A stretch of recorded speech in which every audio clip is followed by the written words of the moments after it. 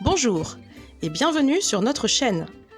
Nous allons vous expliquer les origines de certaines expressions françaises.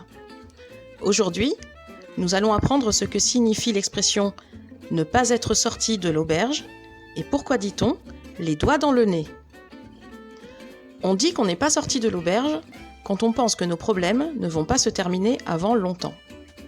Une auberge, c'est un lieu, comme un hôtel, où on peut manger et dormir. C'est un endroit où on est normalement bien accueilli. Et il est donc étonnant qu'une auberge soit synonyme de problèmes qu'on va mettre longtemps à résoudre.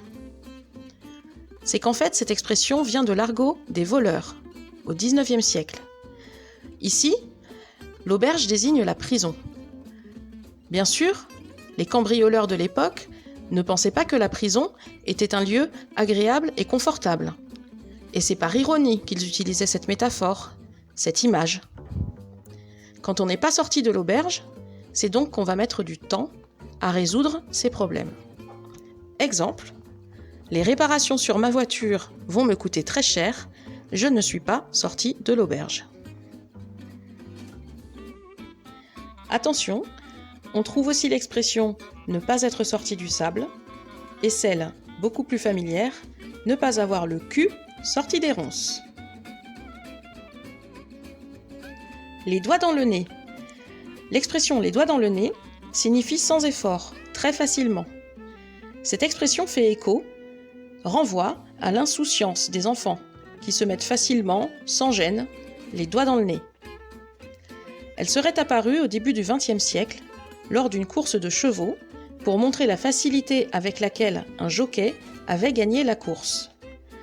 Il avait une telle avance qu'il aurait pu prendre le temps de se mettre les doigts dans le nez.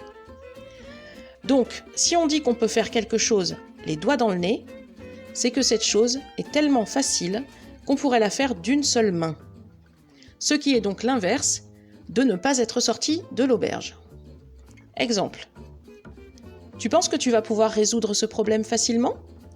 Bien sûr, les doigts dans le nez. Retrouvez le texte de cette vidéo sur notre site, dont le lien est dans la description. N'hésitez pas à nous laisser en commentaire une ou plusieurs expressions que vous voudriez qu'on vous explique. Et merci pour votre soutien.